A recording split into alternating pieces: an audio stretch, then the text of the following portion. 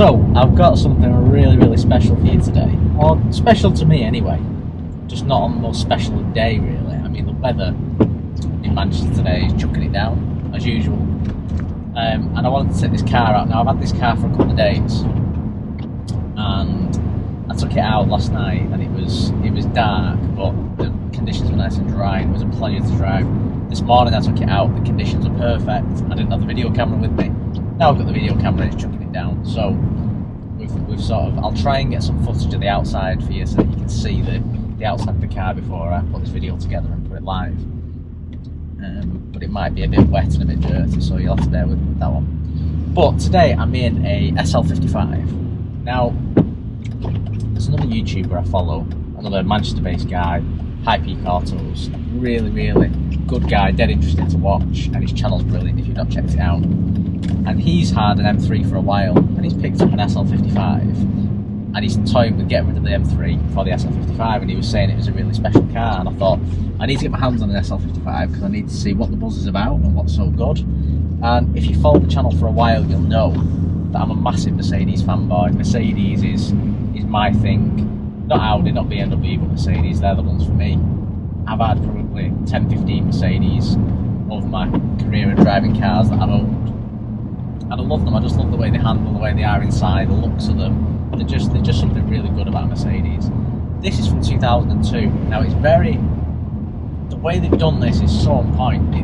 If you look at a C-Class from 2002, or an E-Class from 2002 for that matter, probably even exaggerated even more to an S-Class from 2002, they're very, very dated inside, and they had a very Mercedes of that era look to them, whereas this is quite modern and quite timeless.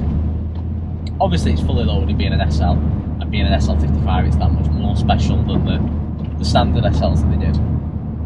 I was always a lover of the SLK of this generation anyway, but the SL was just that much more special. The vents on the bonnet, you were just like, that's something a bit different. The SL55 just tops the block really. But I mean, it's got electrically adjustable seats for driver and passenger. It's got heated seats and ventilated seats for the driver and passenger. It's got memory seats for the driver and passenger. Obviously it's got the retractable roof on the thing. Electrically retractable, and it works fully. The infotainment system I've not even switched on because I'm not interested in. All I want to hear is that 5.4 V8, which just sounds, even with the roof up, even on a rainy and windy day, sounds absolutely phenomenal. And there's not many engines that sound as good as that 5.4 V8. It really, really does. And it's a real head turner. And as soon as you turn the vehicle over, you crank the engine, and you hear that start up on that really, really bad impression of a V8. the really, really great sounding V8. And then as you're driving along, you just fettle that throttle ever so slightly, and you just hear it grunting back at you, and you hear it flipping as it down gears through the automatic gearbox. It really is a pleasure to drive. Now, this one's got a body kit on it, it's lowered, it's got wheels that are slightly bigger than what you would expect on an SL. So it's very, very low, and you've got to be very careful on sort of speed bumps and drop curbs, and you've got to be careful as you go around the corner that you don't catch the wheels and things like that. But that side, it handles really well, it drives really well.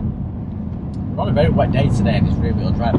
It's not kicking out, it's back ending just normal average driving, which is nice. You know, there's something great about the back end kicking out when you want it to, but you don't want a car that you take in the wet you take out on a wet day, and you're sort of fearing for your life and thinking, you know, I can't take my child out in this, I'm going to spin the back end of the thing. It's no use. Don't get me wrong, you don't want to go booting it at 60, 70 mile an hour on national speed limit country lanes in the wet, but it's perfectly capable of driving in the wet, which is great.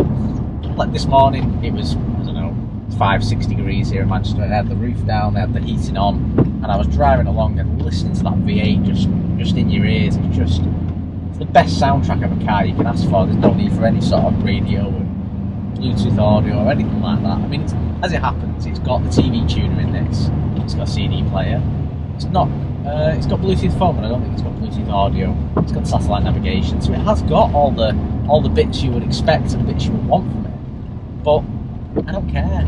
Maybe a heated seat, maybe the air conditioning blowing in your face. Yeah, but aside from that, I don't need any of that. It's not about that car at all. These seats are really, really comfortable, lovely leather seats with the AMG logo emblazoned on them, and they just look great to look at. It looks, even if you're not into cars, this car looks like a proper sports car, a proper aggressive, fast car. It doesn't look like, oh, there's another MX-5, there's another Boxster, there's another, you know, just a standard car from that era that had this sports car look, and maybe a drop top, maybe an MR2 or something like that.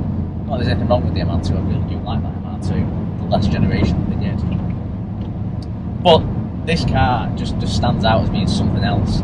You've got the engine start stop button on the top of the gear stick, which I think is really, really special. It's very sort of, you imagine a red cover on it that you flick and press that button, and it's just such a nice touch. You've got parking sensors on the thing. You can actually knock it into, for wet and snow, you can knock it into manual, and you can adjust the gearbox. We've got the flat panels on the steering wheel. The steering wheel as well is very, very modern for this era of car. It's something that was very similar to the one on the CLK, and it's not something that was seen across the range on the C, the E and the S. It's very, very padded and thick, and it just feels amazing to hold as you're driving along.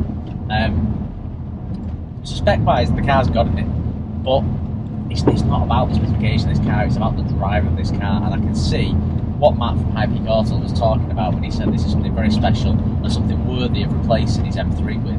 And I just thought I needed to get behind the wheel of one, and I had the opportunity to get hold of one for a few days and take it for a spin and see. As I say, this is in 2002. I think it's done about 60,000 miles, something like that. It's got the reserve fuel sign at the moment. I need to stick some fuel in it, but and it's not actually. What have we done? 75. It's not actually that uneconomical. Put £15 in it yesterday, and I've probably done, I don't know, 80 miles in it, something like that. I think it's not bad at all, really, for the 5.4 litre, you know, V8 that's under the hood. It's not a bad bit of economy that it's returning at all, is it? Yeah, again, going down to the quality of the cream carpet in the thing, and the sort of grey and cream leather absolutely everywhere.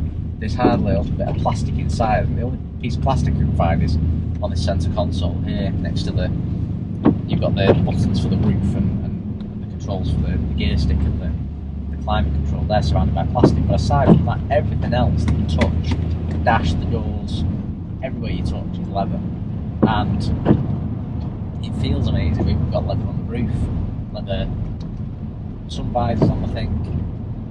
The roof goes down, as I said, it's got one of them. In the boot, you've got one of them covers, so if the cover's in the up position, you can fit more stuff in the boot, and if it's in the down position, then the roof can go down. If the cover's not in the down position and you've got stuff tucked high, the roof hasn't got any space in the boot. So it's quite nice, really, the way they've done that. If you look at, say, like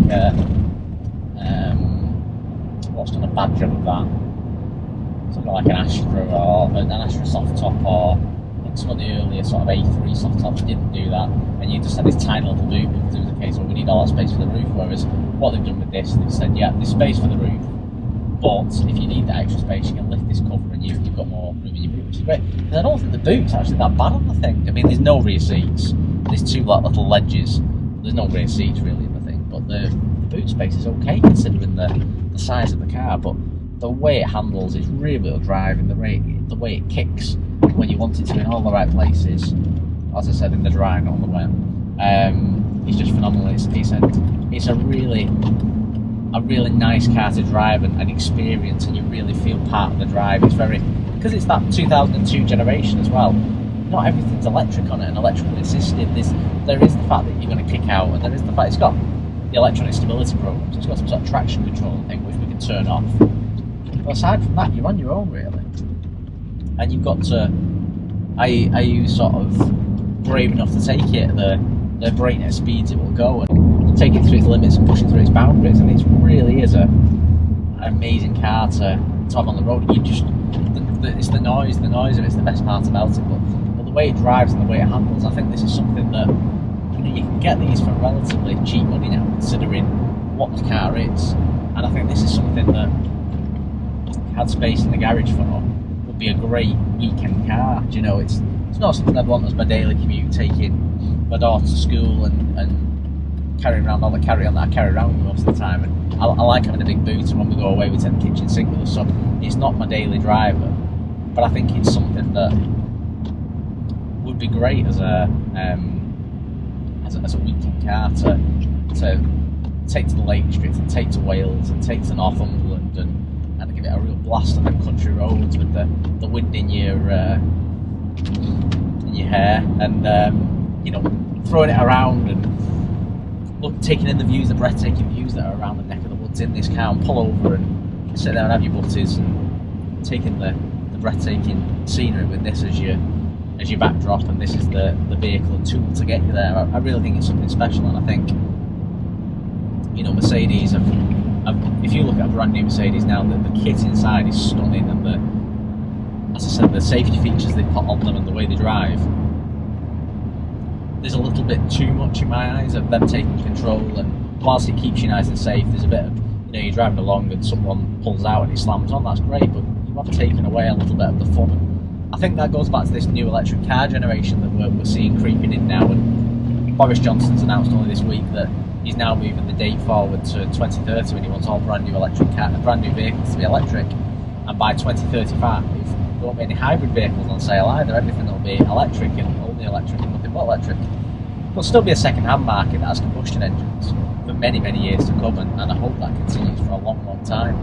But by the time my daughter gets to an age where she's driving, it's going to be electric for new cars, so I'm definitely going to get a combustion engine car, because I just don't think electric can deliver, these EVs cannot deliver the excitement and the thrill and the handling of this car. They're great, they're really, really safe, they're ridiculously quick. You could argue carbon neutral and very efficient, but they're still going to be charged using some sort of fossil fuel in the main. They're not using wind turbines as the only mechanism and solar power of charging these things. So they are still, impacting on the carbon footprint. I just think if you're going to impact on the carbon footprint, let's impact properly, I know, I'm joking aside, I know that we do have to be very aware of the environment. The world's got to last for a long, long time to come past our generation, so we have got to be aware of that. But I just think from a motoring point of view, it does take some of the fun out of it being electric, and I'll miss that noise, and I don't want that noise to ever be artificial. I know people are doing it already, putting these artificial sounds in electric cars, so it sounds like it's got a V8 or a V6 or whatever, and there's just something not for me about that. I think the sound of this, I'm just going off the motorway here now, so I'll just put my foot down slightly because I just want you to hear the noise of this thing when it gets when you get the beats.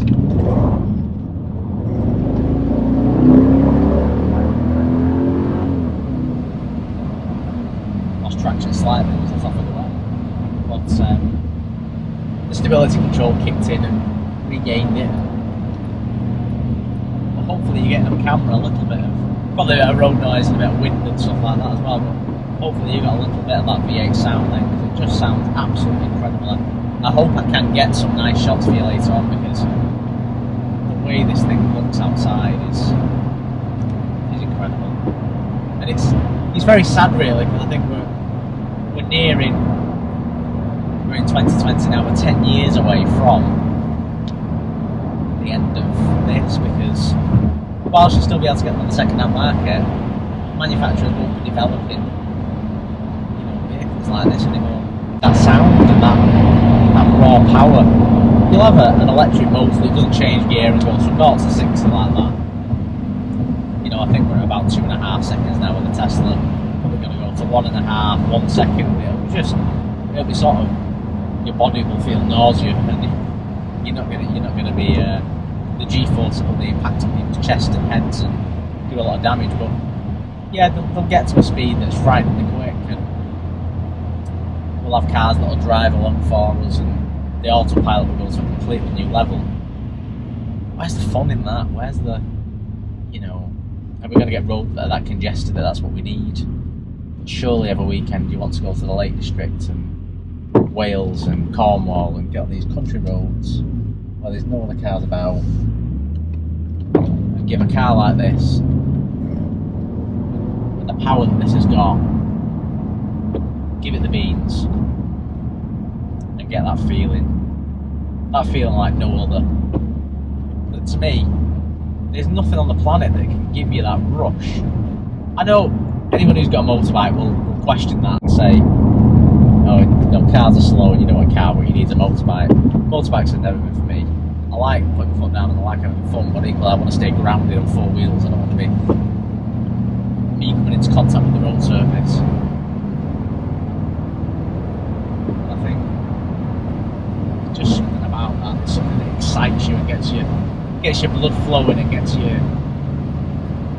that sense of you going and your adrenaline rushes and you just think, yeah, this is the way I want to live my life. I don't want to live my life with electric vehicles and I don't know. There's just something very, very, very special about this car. I hope you've enjoyed this video and I hope you've enjoyed seeing this SL55 as much as I've enjoyed driving it. If you're not already subscribed to the channel, make sure you do so. Make sure you hit the bell to be notified of all the new content I drop. And also, if you've enjoyed this video, please do smash that like button as it really, really helps. I'll see you all very soon.